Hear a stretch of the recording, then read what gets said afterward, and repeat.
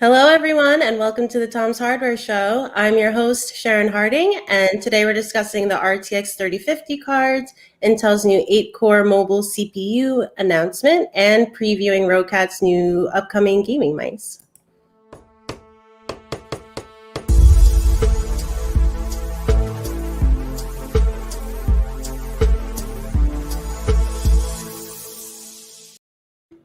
So we are live as always, guys, and we are taking questions from the audience. So if you have anything you'd like to ask, just drop your question into the chat on YouTube, Facebook, wherever you're watching this, and we'll try to answer those questions on the air. So joining me today, I've got Paul Alcorn, CPU Chief and Tom's Hardware Deputy Managing Editor. How are you, Paul? Pretty good. Pretty good.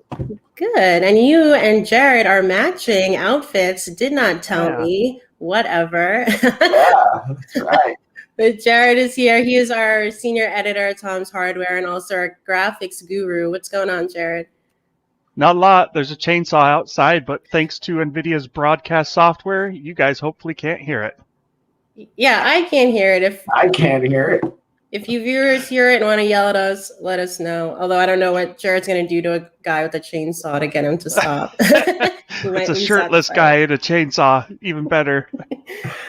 All right. So this week, NVIDIA has announced the RTX 3050 and 3050 Ti mobile GPUs. So we still don't have desktop versions of these cards. So instead, NVIDIA is targeting these cards against budget gaming laptops that it says can now start at as little as $799 with these cards. They will also bring ray tracing and DLSS to the entry level. So Jared, what kind of performance boost can we expect these budget cards to offer with DLSS? Will it be as impactful as using DLSS with an RTX 3080? I mean, it should be really good. Like, the thing about DLSS is the lower your frame rates to begin with, the more it can help performance. So, I mean, if you're running at 4K on a 3080, DLSS helps more than if you're running at 1080p on a 3080. Well, running at 4K on a 3080 is kind of like running at 1080p on a 3050. That's kind of my take on it. I suspect we'll see upwards of 50% boost in frame rates from DLSS on these cards. And honestly, like, DLSS is by far the bigger factor here than the ray tracing support, because these are cards that replace the GTX 1650, 1650 Ti.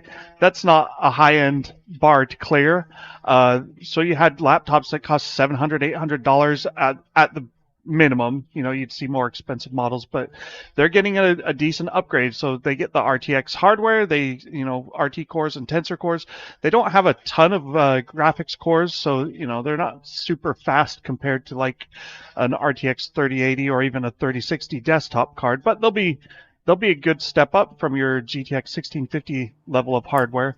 And whether you can theoretically, you can turn on ray tracing. Whether it will be a good experience or not, I kind of suspect not, because they're 20 RT cores for the 3050 Ti and 16 RT cores for the 3050. So that's pretty far down on the list of performance, but you still get the DLSS stuff, so that will be good to see. Nvidia showed some slides of performance, and they didn't show a lot of data, so we still have to wait to test the hardware ourselves. But I suspect you'll see 60 frames per second at 1080p in a lot of games. Nvidia's promoting things like Fortnite or Apex Legends. Things that support DLSS are obviously a benefit to them, so that was kind of their focus.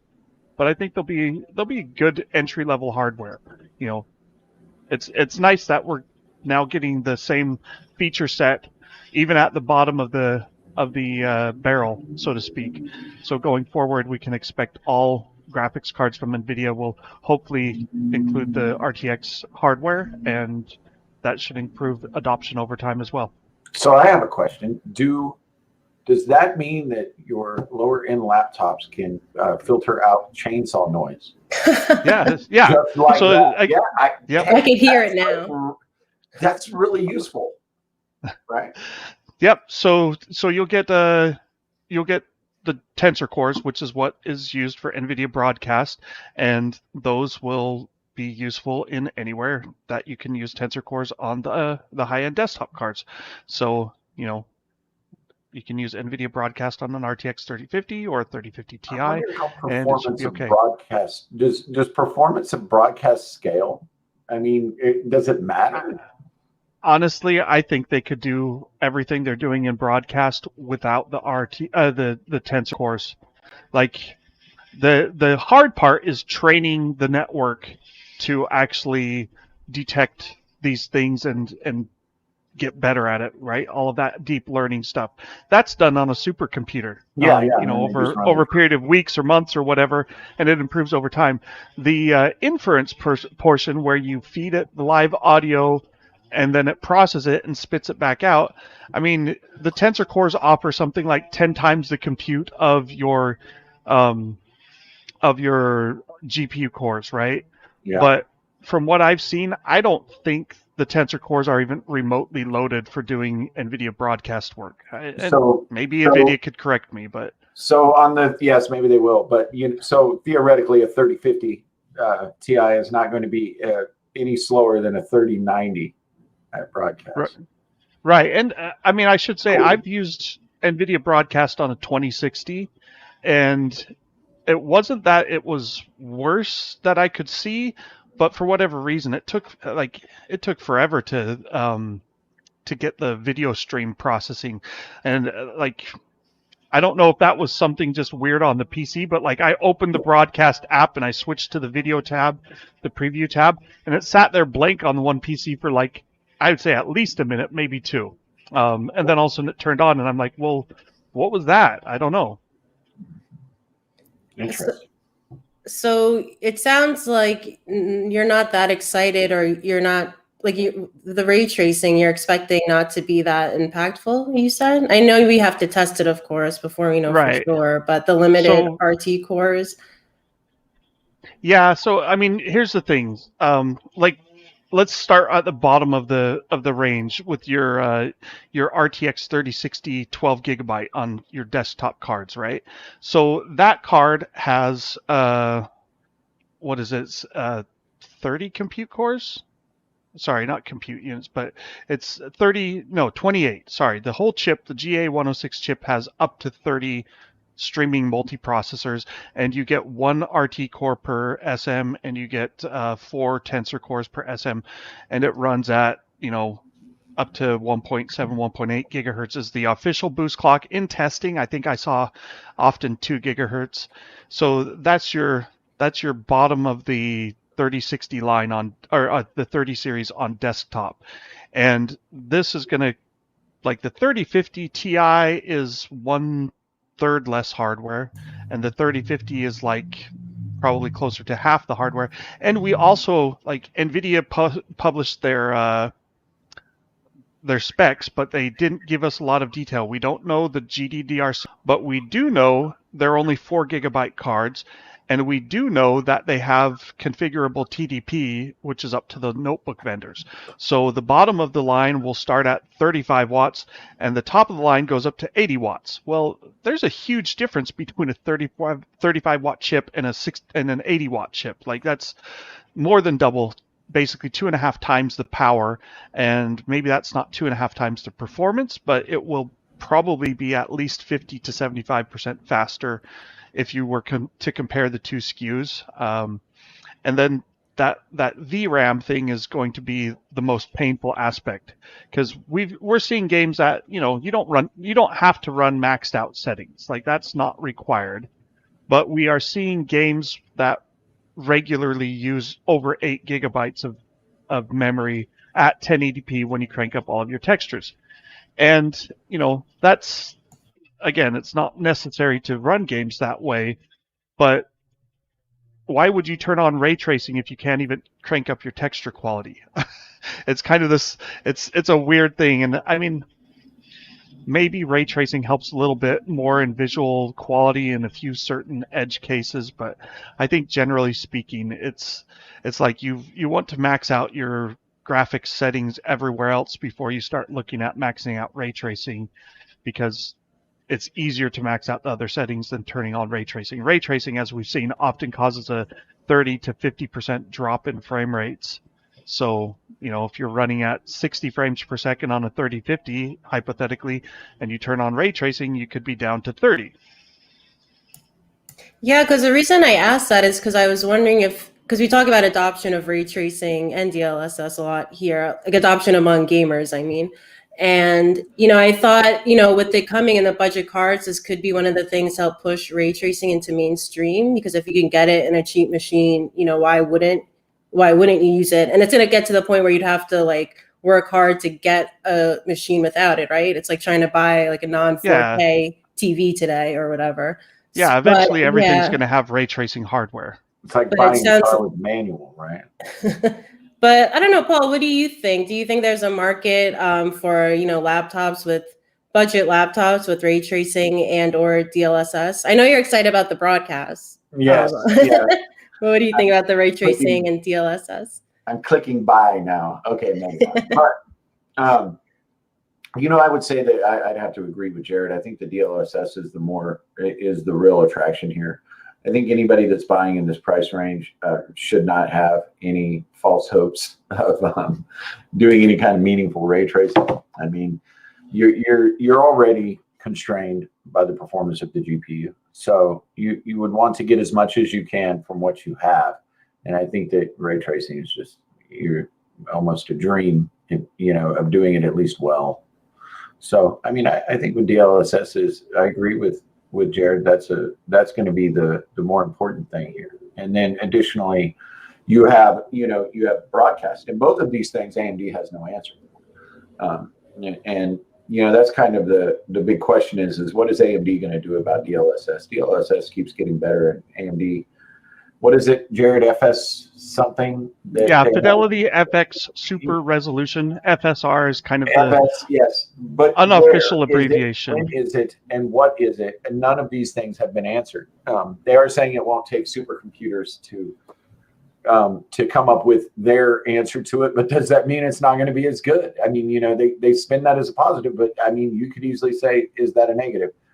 That's what I thought initially when you said that. Yeah, I mean it's an interesting thing where it's like the post processing of an image, because basically we're talking about frames, but you take an image and you want to post process that to upscale it and remove remove aliasing effects and have it look good. And it's like, well, if you've got Photoshop and you've ever enlarged an image, it's like you can go up 200% in size. And it doesn't look terrible, but it doesn't look awesome either.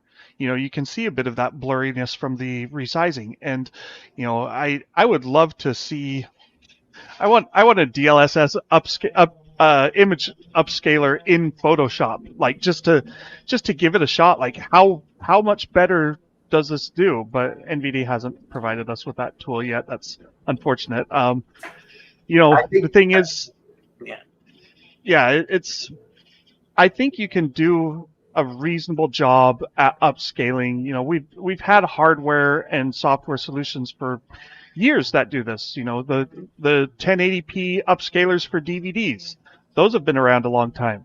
Have you ever used one of those? They're okay. They don't look as good as native 1080p content, but they generally look a little better than DVD resolution, which is only 480p.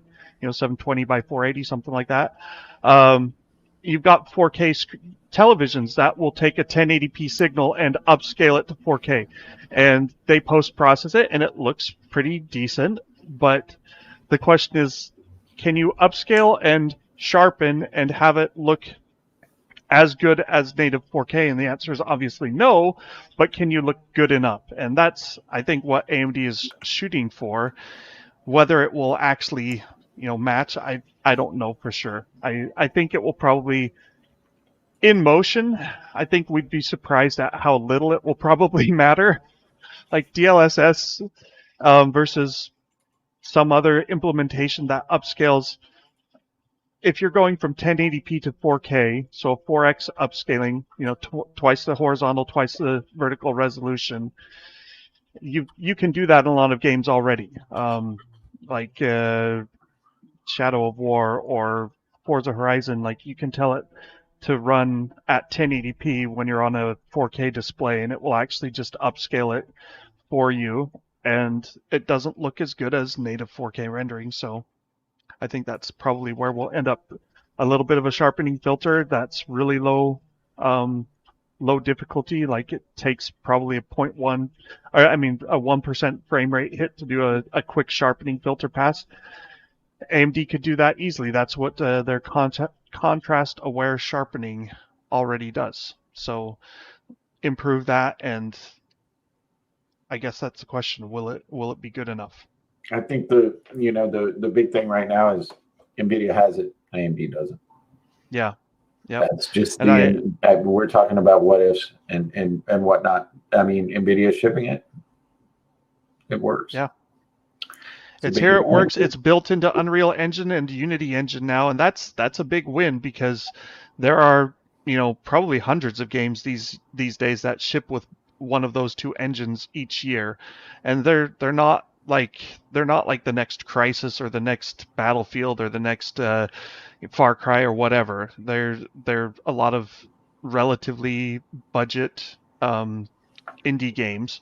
But if an indie developer, if all they have to do is basically go, oh, I just need to put in a UI element to toggle DLSS on and off, like if I were a game developer, why not? Why not add that? Unless your game basically runs so fast that it doesn't matter. It's a free thing for any 3D rendered game engine to have that. Like I saw it with Pumpkin Jack last Halloween that released, and the guy worked with Nvidia for like a couple weeks, and he got ray tracing and DLSS implemented thanks to Unreal Engine. So, Jared, like we said, these are mobile cards. So based on, NVIDIA's history, what we know about GPU releases, what does this give us a hint or an estimate as to when we could see these cards in desktop form? I think the biggest factor right now is everything is supply constrained. And Nvidia probably looked at it and said, you know what?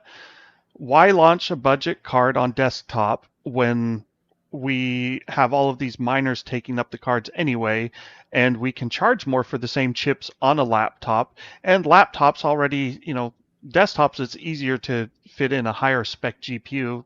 Laptops, they're power constrained, so it's like, well, we may as well scale down to 30 watt, 35 watt GPUs and use the smaller, cheaper chips and charge more than we could on desktop. So these are all reasons why Nvidia would go mobile first. And I mean, I think the desktop versions of these, gosh, I don't believe Nvidia can get away with launching these with 4 gigabytes on the desktop. Like that would suck. And like if you give them 8 gigabytes, now they can be used for mining, and they fall back into the same crap that all of the higher end RTX cards are in right now, with the miners wanting to buy them up as fast as they can. But if you ship with 4 gigabytes, like, man, I wouldn't want to buy a 4 gigabyte card even if it were $200 right now. I've got something better. So give me 8 gigabytes on the desktop, give me higher clocks, give me 150 watt TDP. I think they'll be a reasonable card, but right now I don't think they have enough chips to supply both desktops and laptops, and so they're going mobile first. Or they're selling chips, right? They could easily do desktops, but they're probably just saying we can sell all of the chips on laptops, so there's no need to release it on desktop yet. Do you think But it will ever? come. Oh, Oh what, yeah, you think it will come? they'll come eventually, right? It's more a matter of if not, or when, not if. So Okay. sometime in the next few months, I think they'll have desktop 3050 Ti cards. I just don't know, like, Have. yeah, I don't know what their specs will be. I think the full GA107 chip has up to 20 streaming multiprocessors, SMs. That would be my assumption. They haven't given us hard specs on that, but that would make the most sense. So you've got a 16 SM and a 20 SM version is what the laptops have right now. They'll probably do something similar on desktops, but they'll be able to clock it at 2 gigahertz because they aren't power constrained like they are on laptops. Great. Well, if you have any questions on these new GPUs, definitely drop them in. Jared is very knowledgeable. I want to take a moment to say hello to people who have already commented, like Yipsy Sparrow. Good morning from Yokohama. I think it's like 3 a.m. there. So thank you so much for tuning in. And also this Maria person who's laughing at Paul and Jared twinning right now. I am pretty upset about this. We're going to fight later because I would have worn a blue shirt, but whatever. So drop your questions in, guys, on the RTX 3050. In the meantime, I think it's time that we have a little chip chat. Ta-da! That's new, guys. That is new. So We're going to move from GPUs to CPUs.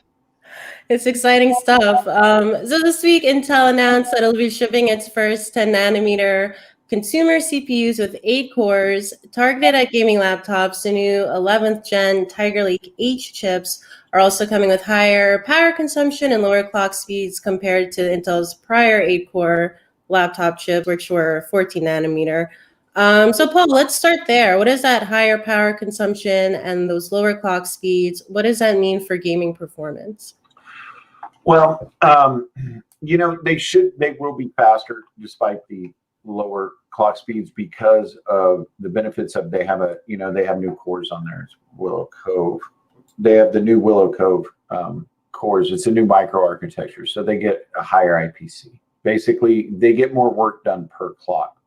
But it is surprising because Intel, when they introduced 10 nanometer at first, it was about 5 years ago, or 3 years ago, they began shipping dual core laptops into China only, and they were pretty bad. They discontinued them already. So they created a new flavor of 10 nanometer, and they call it SuperFin. And basically, we expected more out of SuperFin. At least I surely did. So these chips, they come as 8 cores. They top out at 5.0 gigahertz, whereas the 14 nanometer previous gen chips, they topped out at 5.3. So they're, they lose about 300 megahertz of clock speed. Now they are making that up with IPC advances, but additionally, what's really surprising is that they draw just as much, if not more power, depending upon how you're running them, than the previous generation models. And that is surprising because whenever you shrink down on a node, you're going from 14 nanometer to 10 nanometer. You should get a extremely an almost linear decrease in power and overall power consumption for any given unit of work, and that's obviously not happening here. They're using quite a bit of more power than you would expect, especially given that they're not hitting the same clock speeds. So you've got a laptop that'll hit 135 watts, just under its high performance mode. And if you just run it in its basic mode, it'll hit up to 107 watts. Now, naturally, that's not going to be the best thing in the world for battery life, but you do get 8 cores. And according to Intel's benchmarks, which I'm not seeing, basically we tend to try to ignore their benchmarks as much as possible. But I think that they will be in the range of true. If you get the fastest versions of the Intel laptops, they may beat Renoir, but are they going to beat AMD's Ryzen chips by a meaningful amount? It's easy to beat your competitor by 1 or 2 frames per second, but does that matter? Is probably more of the question that you would ask. So, we may see parity, we may see them slightly better, but I don't think that they're going to match them on battery life at all. I think that will continue to be extremely lopsided, and that's that's an important distinction. And another thing is with their 35 watt chips, Intel launched some new 4-core 10 nanometer chips at CES, and they created a new category that they call ultra portables. It's like they almost created something to put these laptop chips in while they were waiting on their eight cores, and they run at 35 watts, and they call them H35. So we noticed when we were going through all of Intel's materials that nowhere in their materials did it say H45, and as a matter of fact, nowhere in the materials anywhere did it say 45 watts. Traditionally, H series chips are 45 watts. Intel bifurcates into different. They split it up into different TDP ranges. So it was kind of surprising there was no mention of 45 watts. So we followed up with Intel. And it turns out that these aren't 45 watt chips. They aren't actually giving them an official TDP rating. Instead, the TDP rating is 35 to 65 watts. And that's actually going to be the TDP rating on the spec sheet. Now, Intel does have what's called a configurable TDP. And what this does is it allows OEMs to run a laptop chip at either a lower level of power consumption or a higher level of power consumption beyond the target. So you start with 45 would be your target. They could take it down a little bit or go higher to meet the capabilities of the type of system that they're putting the chip in. Like if they have one with really good cooling and a really big battery, they can run it at 65 watts. It's the same chip. They're just pumping more power and you get more. And conversely, if you smaller battery, less cooling, you could run the same chip at a lower TDP. But they would always call those CTDP ratings, and then they would specify that what the median, what they expect most chips to run at, which would be 45 watts. With this, they're dropping 45 watts entirely, and they're dropping CTDPs. The actual rating is 35 watts to 65 watts. That's a big swing. Between in terms of the amount of performance. And why this is a bit concerning beyond that is Intel allows manufacturers to do this, but they do not require them to tell you, the customer, what the actual TDP rating that they're running the chip at is. They get the same sticker that says Core i7 or Core i9, 45 watts as everybody else, but they could be running the chip slower or they could be running it faster. And the overwhelming majority of laptop vendors do not put that in their spec sheets. And at times we have problems as media when we ask the company, what is the TDP that you're running it at? And they won't even tell us. So the question is, which Intel do you have inside? Is it the 35 watt or the 65 watt? It's going to be fun, Paul, is you combine Tiger Lake H with RTX 3050. Yeah. You have everything from a 60 watt max power for the CPU and GPU up to 150 watt power combined. Correct. So they're doing the same thing with GPUs now, as we know, with TGP, and that is irritating. And now you have these two wildly different levels of performance, and nobody has to tell you. And that, I'm sorry, doesn't sit well with me. Well, let me ask you something, Paul, because these aren't H45. They are not H45. A lot of people are reporting it as H45. Right. Because Intel did not put it in Intel didn't put it in the. People are assuming 45 watts based off of previous generation. There is no H45. I have verified that through two different Intel reps. It was in none of the materials. It was not in the slide deck. They actually created a new slide deck and sent it to us less than 12 hours before the NDA lift that even had one mention of 45 watt. And that is in the spec sheet. If you look at the spec sheet in the article, it shows the base frequency at a 45 watt TDP. That wasn't even there. Yeah, this really points to the confusion. First of all, you just made a great joke. You don't know what Intel is inside because that's reference to their slogan. Yes, it's not H45. Yeah, but you see all these publications reporting it as such. So if even the press is a little confused, then imagine what the shoppers are going to be dealing with. Don't inform. Because here's the thing: the part about the 35 to 65 watt, they didn't tell anybody. I was in the same press briefings as everybody on the planet. In our tech reportable world, there's probably 80 people in there. Not once did they mention the TDP in the entire thing, because I have a recording and I listened. Because when I was going through this and writing it, I'm writing H45 and 45 watt, and I'm like, wait a minute. It actually does not say this anywhere. Nowhere. And I listened to the recording, and they never said that it was H45 or that it was a 45 watt chip. So I reached out to Intel. Now, I'm not the only one who caught it. Obviously, other members of the press had to have caught it because they were already making a new deck. And that deck came out hours before. They did not mention anything about the 35 to 65 watt TDP range, and that will be the official spec. What's the maximum those chips can actually do? Like their PL1, PL2 stuff. Like they can PL2 go is well above. 135 watts. Yeah, like Yeah, it's and so one thing that is okay. So there are some positive attributes of the chip, but of course, I mean, one of them is overclockable, fully overclockable, and then there are 3 models that are partially overclockable. Now, the one that is fully overclockable, I would be very curious to know what you could push it to, how many watts you could get that up to. I don't know, to be honest, but it would be very interesting to see. But 135 watts is a lot of power, especially when it's a 10-watt chip. I don't know the max power consumption of a Ryzen chip for the the Ryzen mobile, but I can assure you that it's not 135 watts. I would bet some money on that. So, you were talking earlier about graphics on these. I don't think Tiger Lake H is going to do very good for graphics at all because it's only 32 execution units, right? correct. Like So I don't think that can even beat Renoir. How many Yeah, would you like to see, 96 Jared? execution. Well, so the Tiger Lake 4-core chips that are already out since last fall, those have 96 EUs at the top. So we're talking about 1/3 the EUs, which generally on low end parts, like it's going to be pretty close to 1/3 the maximum performance.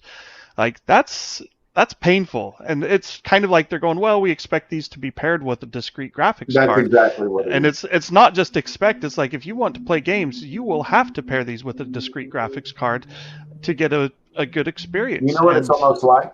It's almost like they bet on having their other little DG1 DG1, GPU. DG2.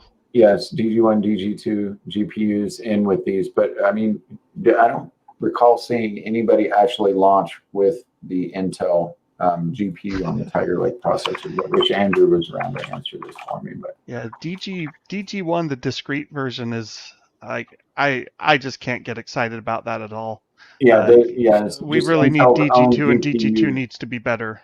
It feels like when the decision was made to do the 32 EUs when they cut back on this class, it almost feels like it was made. Intel planned to have its own GPUs experience some type of broad adoption by this point.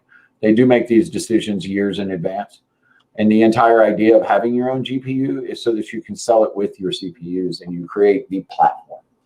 So if the OEMs aren't buying into it, it's too late to change.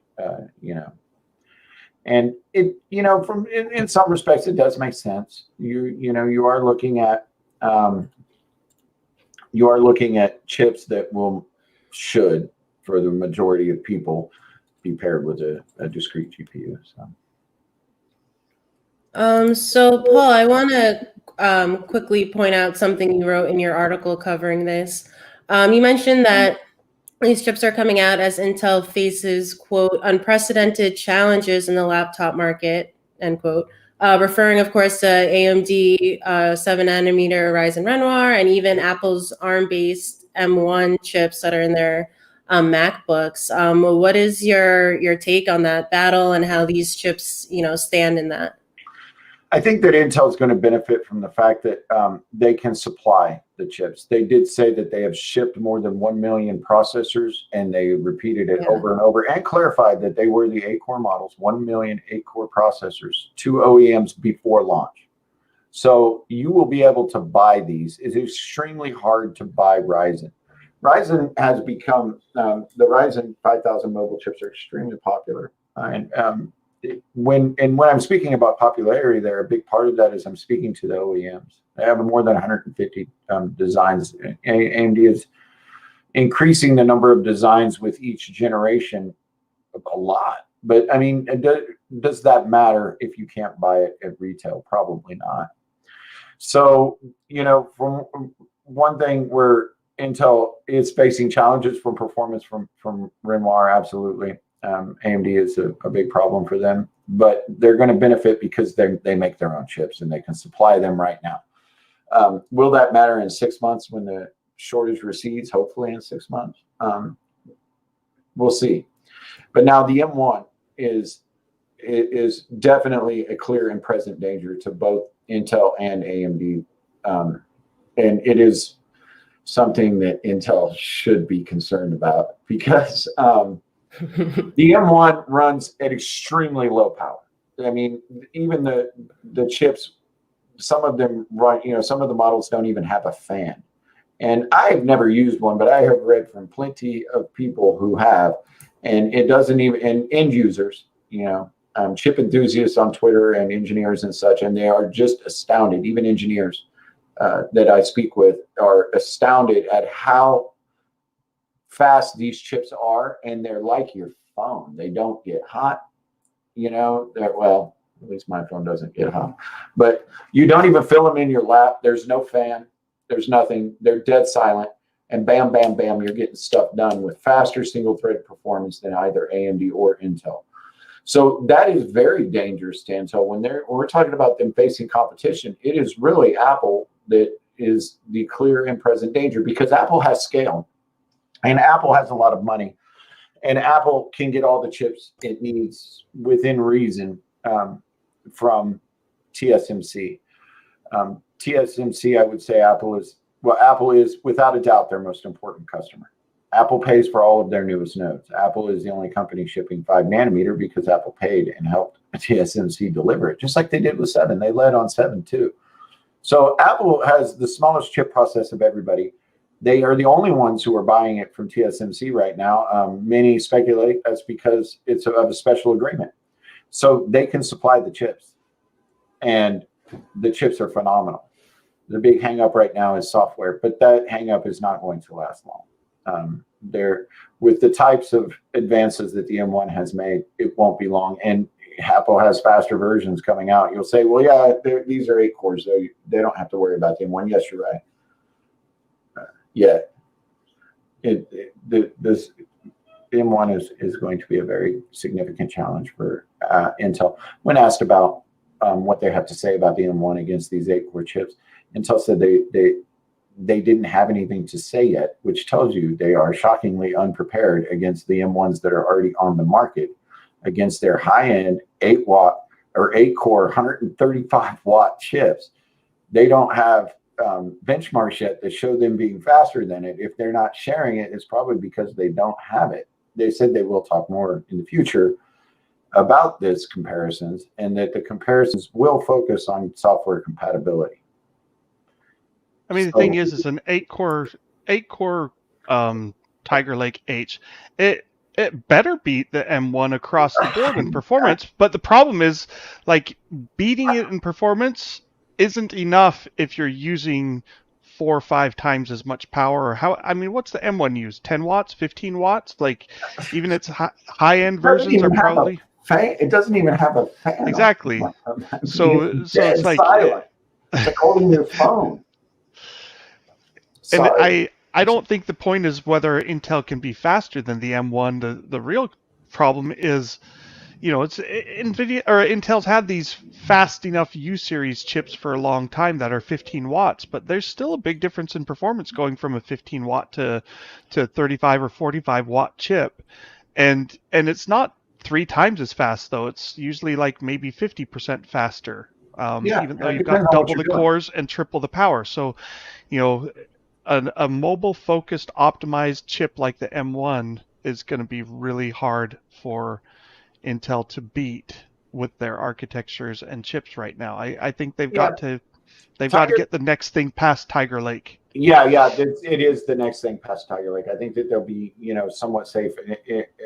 Apple isn't going to have anything that will challenge this generation, especially when it comes to being paired with discrete graphics. But it's coming. And when it does, it's, you can see the signs. The amount of competition for Intel right now, they need to execute. There's absolutely no doubt about it. There's not much room. There is no room for error. So. Someone earlier was mentioning like Samsung's S21 chip as well, right? The Exynos 2100. Is that the right name? That's the one with AMD graphics, correct? So yeah, and they have licensed. We wrote about this quite a bit. Here we go. Yeah. Here's the comment from Asif Khan. It says Samsung claims the S21 phone can give competition to laptops. Any thoughts? They're going to use that same chip in laptops too, correct? Is that the one that we're talking about? I think they licensed AMD's graphics IP a few years ago, and this is the first signs of this joint collaboration. So they're using AMD graphic cores. Now, everybody who knows, if there's one place that AMD is really good, is graphics on CPUs. APUs, they are good. Nobody is as good as they are. They're so good, Intel bought AMD's graphics for their own CPUs, Kaby Lake G. So now you have Samsung that's coming along, and I hear they come along with ARM right at a time when a lot of developers are looking at fixing some of these software problems, because now Apple's doing it, and everybody and their dog is getting on the ARM train, and they have really capable graphics. Right now, the big thing why I'm saying Intel doesn't have to worry as much with Tiger Lake versus Apple right now is because of the graphics. Is Apple, these are more, gaming high-end notebooks. But look at the Samsung. This is it's coming, right? That's going to have AMD graphics. It'll be interesting to see what they deliver on the first generation of those chips. I'd be careful about any performance projections until we see silicon, but it doesn't take a rocket scientist to see what they're doing there. It's going to be interesting to see what they do with the AMD GPUs. I mean, like, are they going to do RDNA 2 or RDNA 1, or maybe RDNA 2 but stripped of ray tracing? Because let's be honest, ray tracing on a laptop low power chip that's also going in phones, I don't think that's really important. It's going to be a beastly phone. And I mean, and the thing is like, what's the smallest RDNA chip right now? Like, realistically, I guess the Navi 14, right? That's it's so funny. I was thinking about that's 158 millimeters squared with 24 CUs, up to 24 CUs. So, like, that is a huge chip for a smartphone. For a laptop, it's doable, but for a smartphone, that would be way too big. So, I think if you look at like AMD's current GPUs on desktops and laptops, what they already shipped, like the version that Samsung puts into the Exynos 2100, it's got to be a lot lower than the 24 CU range that AMD is doing right now.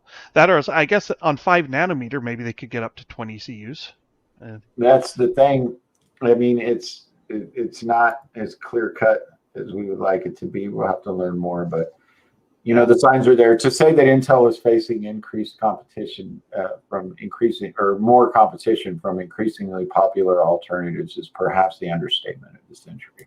Yeah, I mean, you got Windows on ARM running on these things, and Linux is coming for the M1 with the next release. Man, it's looking ugly. Yeah, like Windows isn't going anywhere, and Intel's not going anywhere soon, meaning in the next 5 years. But I'm like, if you're looking 10, 20 years out here, I'm like, look at our website traffic. I mean, we're Tom's Hardware. We are a site that's very focused on PCs and laptops, and roughly half of our traffic comes from smartphone users, I think, like more than half now.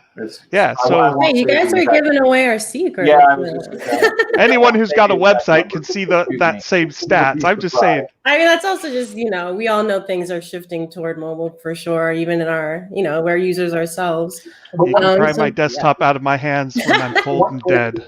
One thing I'd just point out real fast is that, when we talk about Intel, where a lot of Intel's strength comes from is OEM markets and pre-builds, and government contracts for all of those. When you go to the DMV, those systems are from Intel, of course, these huge, massive contracts.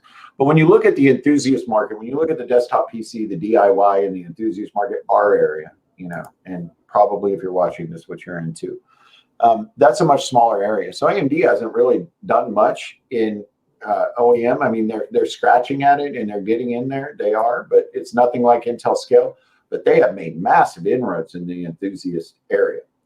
So, if Apple or Samsung, if they start getting some traction in the DIY area, well, it'd be impossible to get any kind of traction with Apple and the DIY because they're not going to let you do it and build anything. But it's just when you look at the perspective of the market, the smaller portions of it are a lot easier to lose.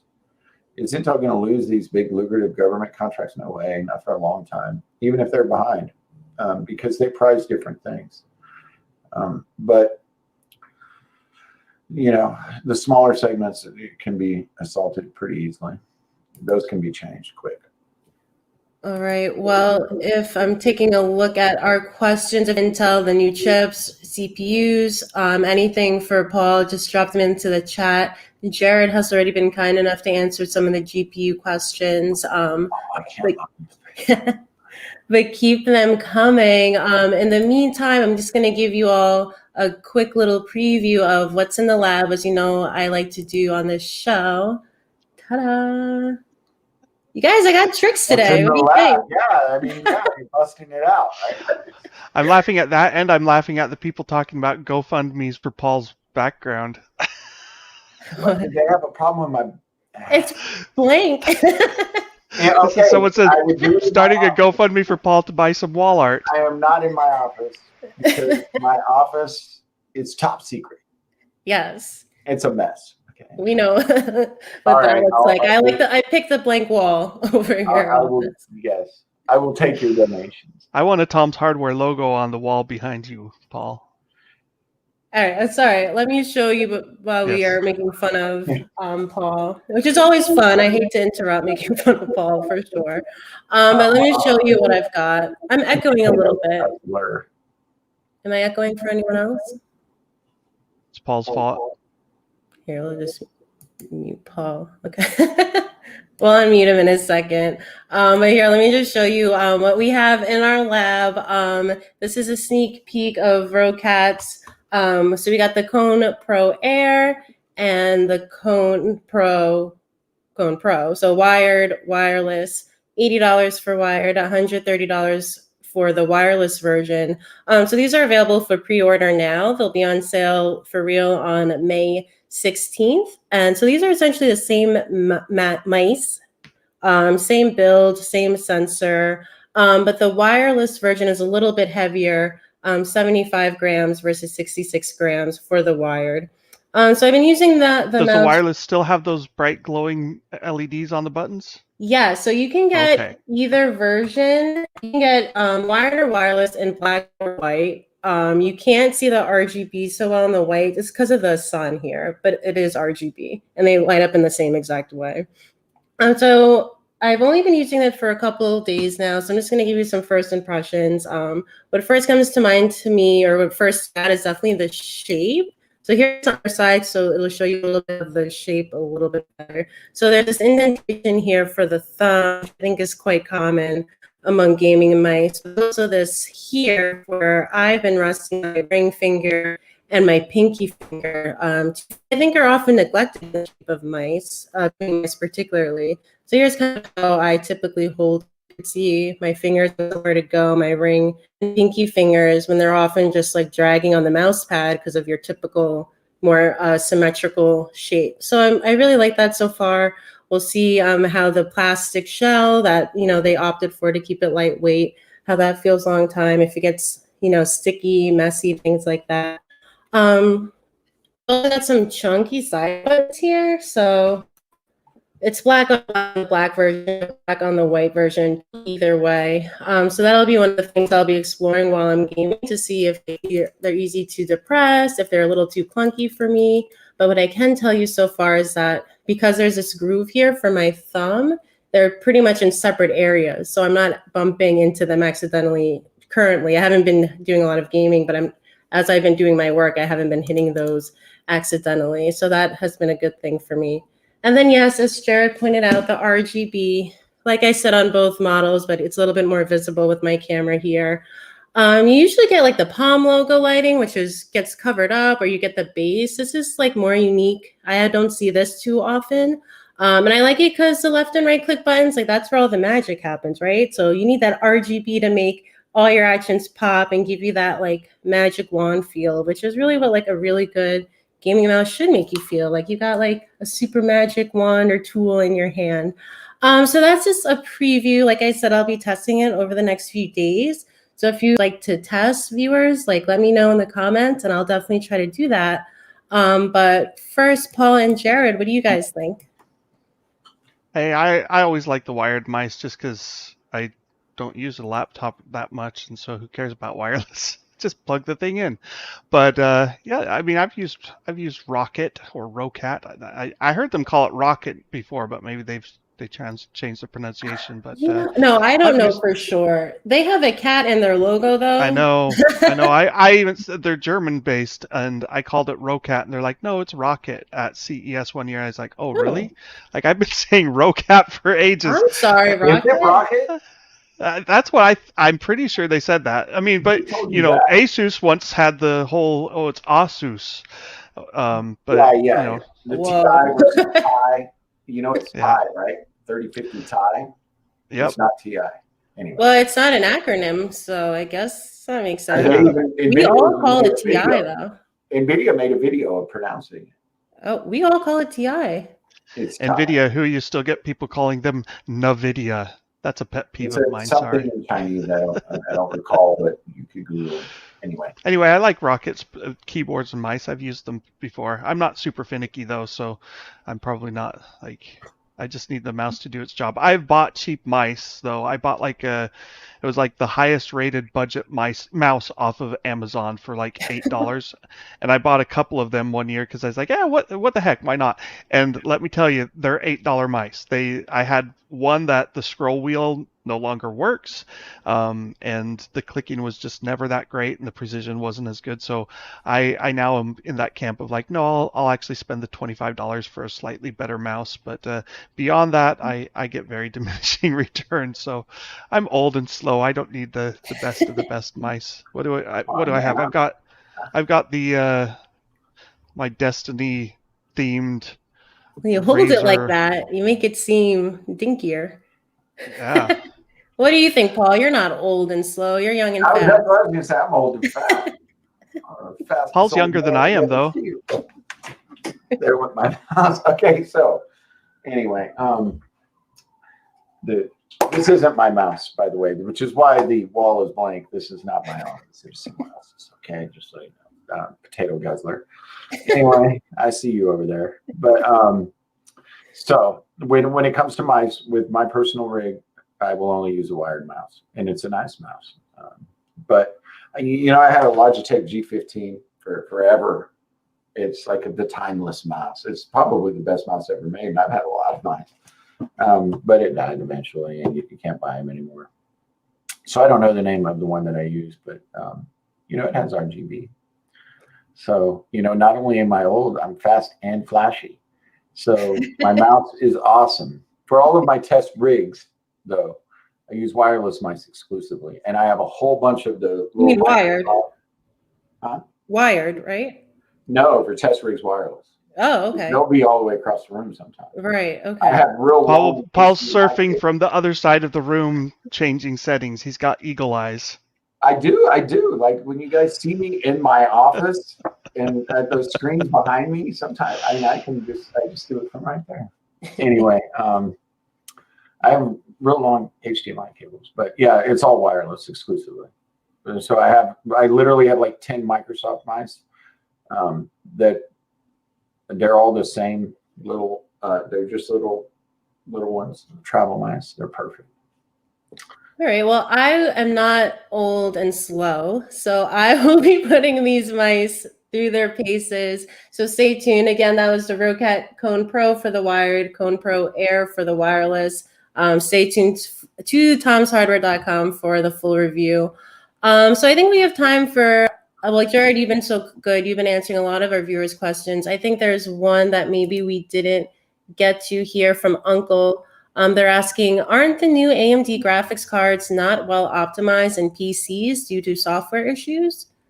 You heard Uh, anything about that, I'm Jared? not sure. Like there were problems with the original RDNA cards, so the RX 5000 series, with like black screens that people were getting, and maybe some other stuff.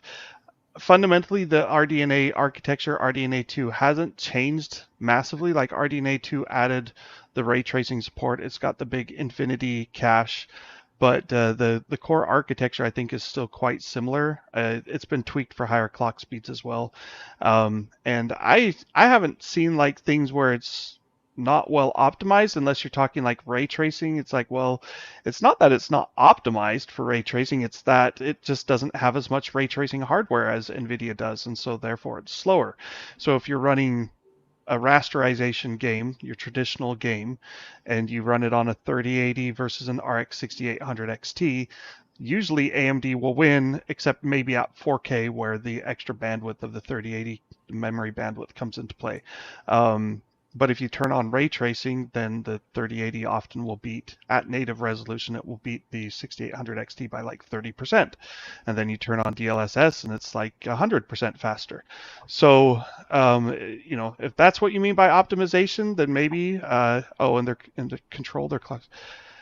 That sounds like maybe just a specific driver bug. I didn't see that in my testing with the latest models, getting stuck at 550 megahertz.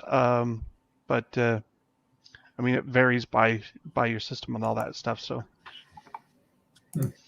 I think they'll be okay. Because I mean, like the laptops, or sorry, AMD graphics cards. I wasn't sure if he's talking about in smartphones or whatever, but I think their drivers are pretty comparable to Nvidia's drivers right now. I don't have any serious qualms with either one, but bugs slip through on both sides is my experience. And if you like the features that Nvidia offers more, like broadcast and GeForce Experience, then that's fine. If you think GeForce Experience is just bloatware, then maybe you're happier with AMD. Right. Well, that is about all the time we have. I want to thank all of our viewers for your questions, for making fun of Paul, and for checking us out. Definitely like us on Facebook, subscribe to our YouTube channel, all those fun things so you could see even more of us and all of our other great content. We're also available as a podcast, so you can download the show as well. So thanks to Paul, thanks to Jared, and that's our show. We'll see you next Thursday. Ciao.